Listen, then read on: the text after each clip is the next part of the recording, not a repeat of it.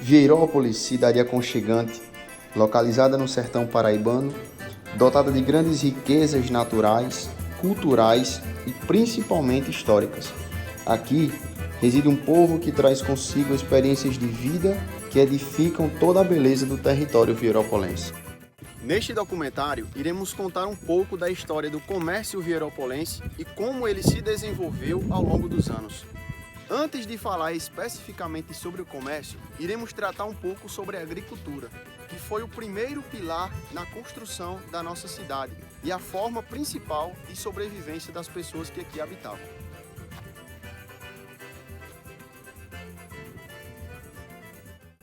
Veja bem, a gente, o que mais rememoro é o tempo da minha infância, da minha adolescência. Era um tempo em que Vieirópolis era conhecida como Serra Branca e, como eu costumo dizer, ela era desprovida praticamente de tudo, né? Era um povoado em que não tinha calçamento, não tinha água encanada, não tinha estrada, não tinha sequer escola. Para você ter uma ideia, eu saí de casa com 10 anos de idade para poder estudar na cidade de Souza, porque aqui não tinha a quinta série, certo? Mas o que é que a gente revive na questão do comércio? Era um tempo de dificuldade, mas ao mesmo tempo era uma época em que Serra Branca ela respirava um pouco mais em relação ao comércio, ou em relação pelo menos à movimentação do seu dia a dia. E tudo girava naquilo que a gente chama de economia do setor primário. O que é isso? Aquilo que é produzido, não é? Na roça, o que advém da agricultura, certo? E principalmente da chamada economia algodoeira. O algodão, o chamado ouro branco do Nordeste, naquele tempo, é quem efervescia o comércio local. Vai, boiadeiro, que a noite já vem. Guarda o teu gado e vai pra junto do teu bem.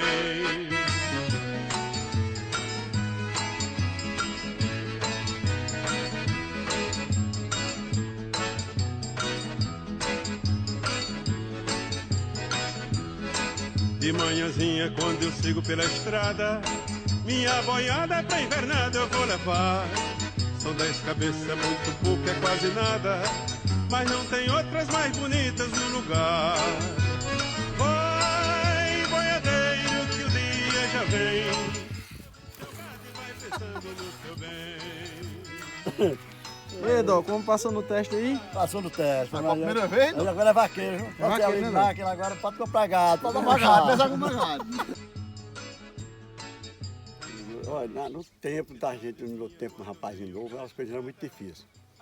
Mãe, nós todos rapazinhos, assim, eu era mais novo, né? Na minha época é o seguinte, mãe sempre dava cada um filho, ela tinha para começar a vida.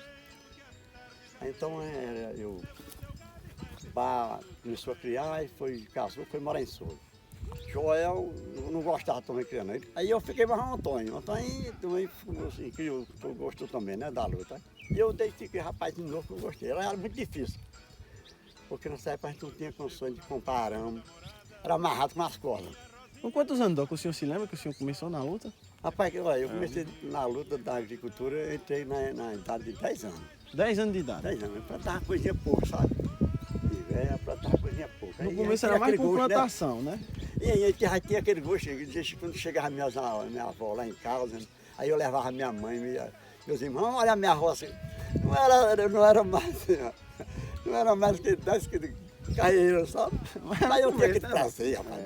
Vou olhar o bicho, 4 pés de feijão. Comecei a criar uma criaçãozinha de bota também, tudo amarrado, era um sacrifício grande. Aí ali foi produzindo, eu fui vendendo, aí fui comprando um rolinho de arame. Aí fui fazendo um secadinho, e aí foi aumentando, as coisas muito difíceis. Mas graças a Deus, Deus dava aquela força, viu? Já. Aí, aumentando, vendendo outro, comprando mais outro terreno. Aí foi secando uns terrenozinhos, foi para aquele secadinho, foi aumentando as coisas, foi aumentando. Vendia um para se remediar. Então, rapaz,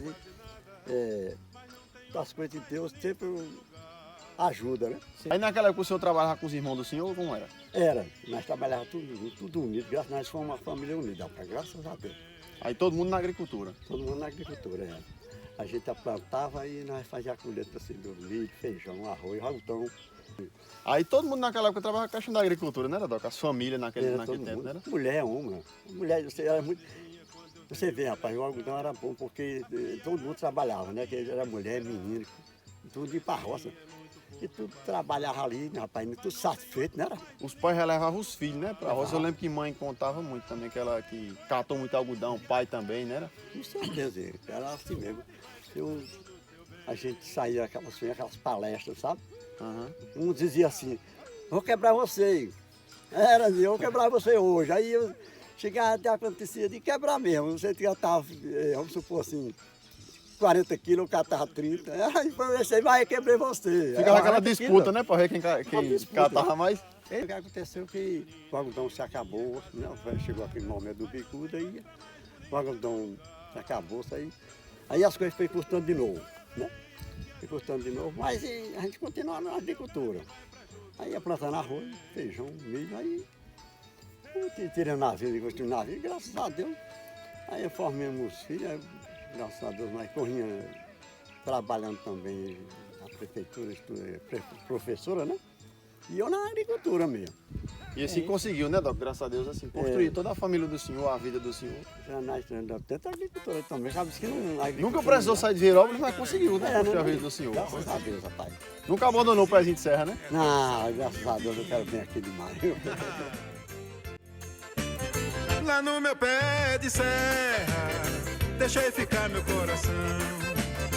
Ai, que saudades tenho, eu vou voltar pro meu sertão. No meu roçado eu trabalhava todo dia, mas no meu rancho tinha tudo que eu queria. Lá se dançava quase toda quinta-feira, sanfona não faltava e tome shot a noite inteira. O shot é bom de se dançar, a gente gruda na cabuca sem soltar. Um passo lá, um outro cá, enquanto o fole tá tocando, tá gemendo, tá chorando, tá fungando, reclamando sem parar. E na Paraíba, Flávio José, como é que é o shot? É miudinho também? Lá no meu pé de serra, deixei ficar meu coração. Ai, que saudade. Não, sabe? Eu sou o jeito, né? Eu sou o jeitinho. Eu adoro esse negócio, essa lutinha aqui, eu acho bom. Com o passar dos anos, nós tivemos o desenvolvimento comercial em nossa cidade, com o surgimento de diversos mercadinhos de compra e venda de produtos. E é exatamente sobre isso que nós vamos falar agora. Ao longo desse processo, nós tivemos diversas pessoas que se destacaram com seus comércios na cidade de Virópolis, contribuindo de forma direta para o crescimento econômico da nossa cidade.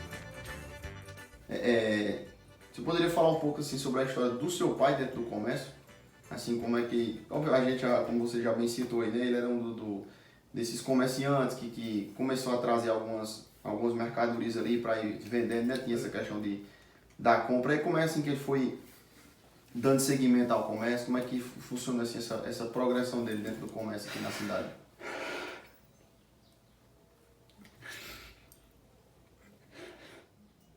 O meu pai começou de baixo, como se diz. O meu pai, ele sempre labutou na roça também, né?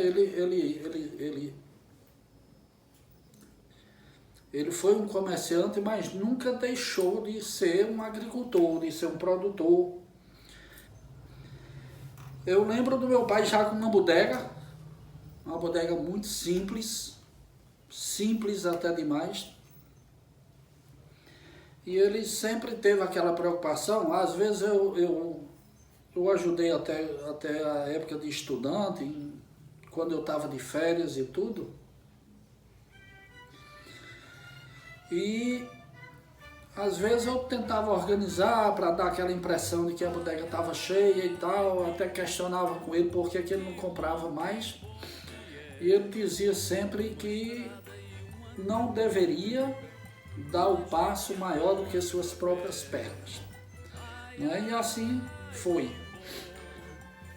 Ele, como todos os bodegueiros daquela época, fornecia também com muita dificuldade, né? Porque o dinheiro era muito escasso. O dinheiro era muito escasso. Como eu disse anteriormente, as pessoas passavam muita necessidade. Muita gente, quase na sua totalidade, comprava as coisas em parte. Como eu disse, era um pedaço de sabão, era um copo de óleo, era isso, era aquilo e tal. Mas ele deu sequência, ele era um homem que tinha os pés no chão. Olhando coisa grané, coisa que pra moda e ver, o cristão tem que andar a pé.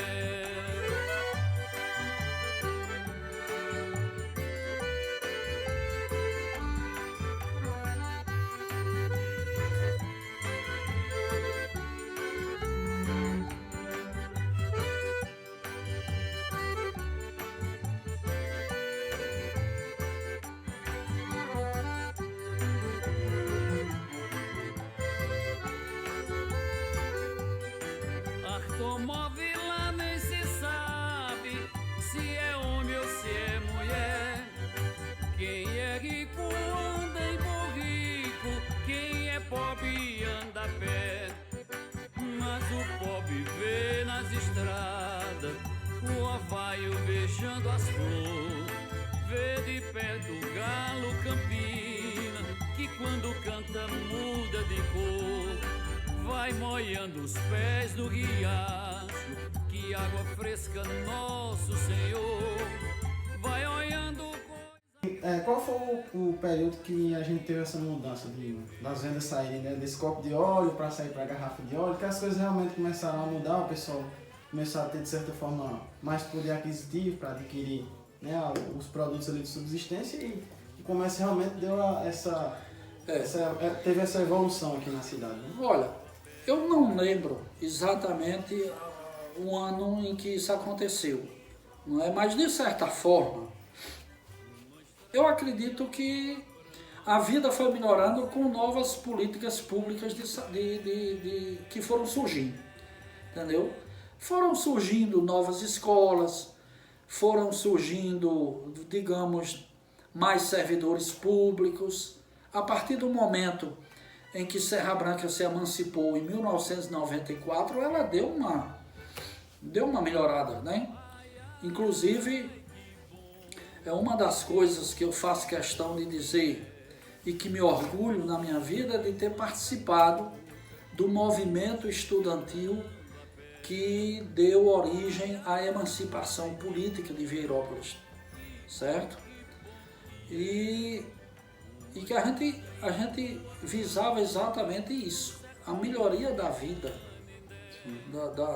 dos nossos munícipes, porque quer queira, quer não, a gente deixou de depender das migalhas que vinham de Sousa e passamos a ter renda própria. É uma virada-chave na história da cidade, né? Porque quando se torna cidade, a gente já tem a prefeitura, aí vai surgir os cargos públicos também, né? Que as pessoas vão ocupar. Quando então se torna cidade, de um momento para outro, nós já passamos a ter centenas de funcionários públicos. E isso passa a gerar dinheiro. Sim.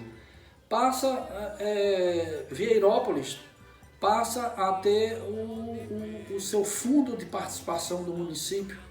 E acredito que a partir desse ponto, até que a Vieirópolis passou a ser cidade, acho que a gente vê também um aumento, né, no surgimento de novos comércios aqui, né? Que acredito que antigamente era mais, como você disse, era mais as bodegas, aí depois foram surgindo material de construção, farmácia, né? Hoje o que é que nós temos? Nós temos farmácia que não tinha no passado, não é? Nós temos uma papelaria, nós temos um posto de combustível, nós temos lojinhas que vendem roupa, que vendem calçado. Tem um atacarejo, né? Também um atacadão de aí. Tem um atacarejo, não é? Uma loja de conveniência. Tem pessoas vendendo ambulante, né? Em campo de futebol, no dia de domingo aqui à noite, certo? Você vê, naquele tempo a gente tinha apenas Luiz Crispim, não é? Que tinha uma pequena vendinha que vendia aí de forma ambulante. Quer dizer, tudo isso hoje se vende um sorvete, enfim, né? Vai loja de material de construção, acho que a gente já frisou isso, né? Então, de forma lenta, porém progressiva, Foi se evoluindo. de pouco a pouco foi se evoluindo, Diversificando. né?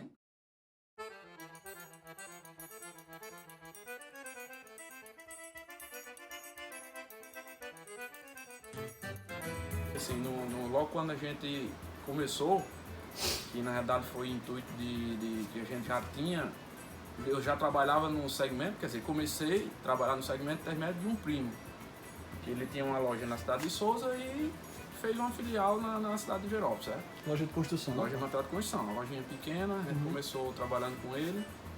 E depois a gente foi vendo como era, de acordo, eu analisava nesse tempo, isso em 2000. Em 2000 a gente tinha a gente fazia a metragem do que a gente vendia no mês, no ano, a escala, e chegou a gente já vender de 50 a 60 sacos por mês, era o teto máximo. Em relação do que cresceu de 2000 para 2023 é exorbitante, porque hoje o meu estoque mínimo de cimento hoje é 500 sacos.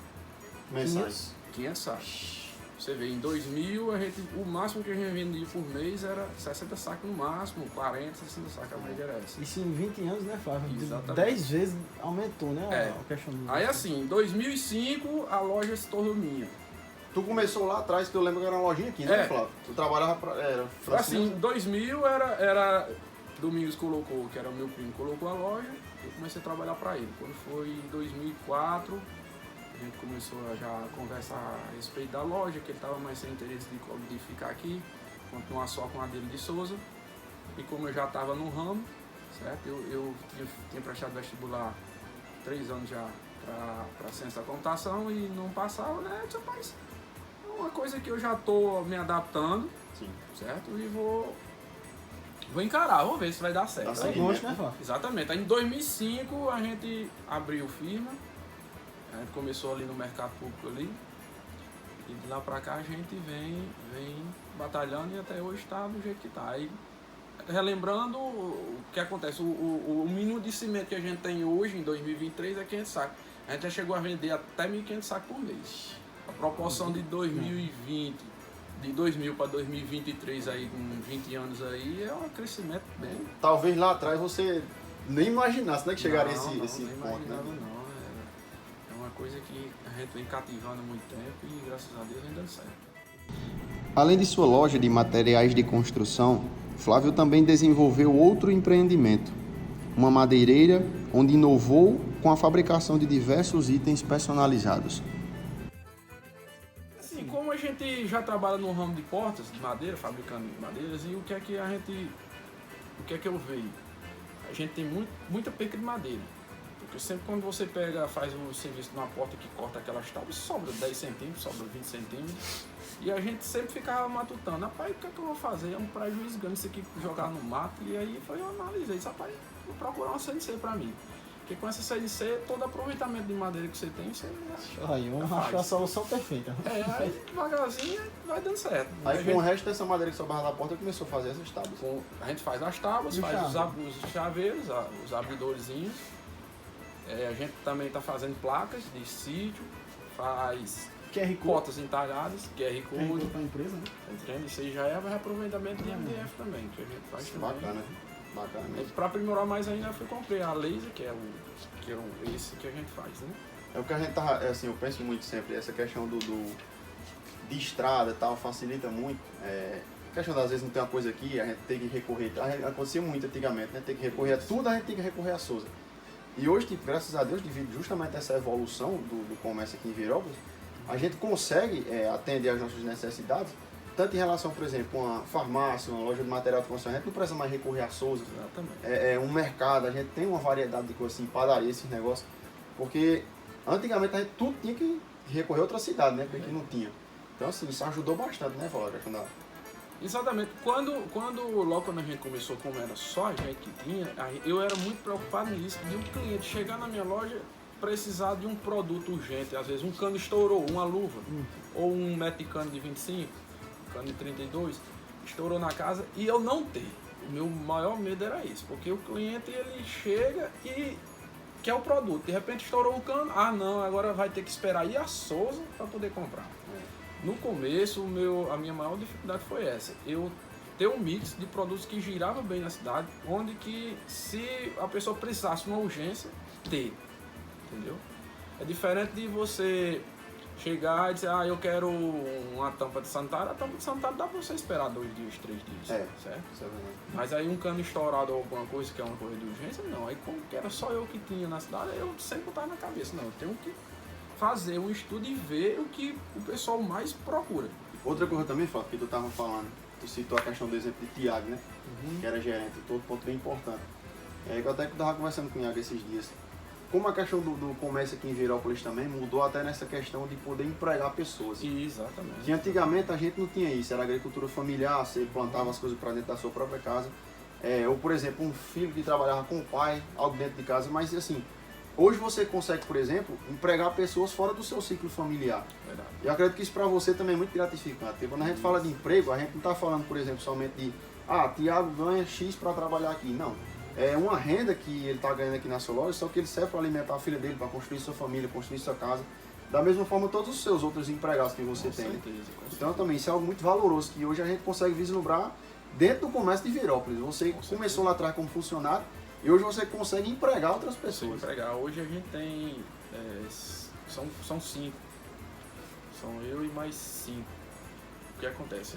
São 5 pessoas que dependem do meu comércio para viver. Tem suas famílias, tem seus filhos, certo? E é muito gratificante em saber que deu certo, né? Que hoje, onde eu comecei sozinho, eu fazia entrega, eu vendia. E hoje é eu, Tiago, meu cunhado aqui dentro, e mais 4 pessoas que trabalham nas entregas, fazendo produção de E hoje é povos. você que dá a oportunidade dessas pessoas de começar também, né? Com certeza. Tá nesse meio aí. Verdade. Mesmo com pouco tempo de emancipação política, graças ao trabalho árduo desses homens e mulheres, hoje a nossa cidade pode desfrutar de uma diversificação muito grande na área comercial, tendo farmácias, mercados, postos de combustível, lojas de materiais de construção e tantos outros inúmeros empreendimentos. Quero aqui agradecer de forma muito especial a todas aquelas pessoas que contribuíram diretamente na construção desse documentário e que nos deram a oportunidade de falar um pouco e conhecer um pouco mais sobre a história do comércio da nossa cidade e como esse pilar tão importante contribuiu no crescimento da mesma.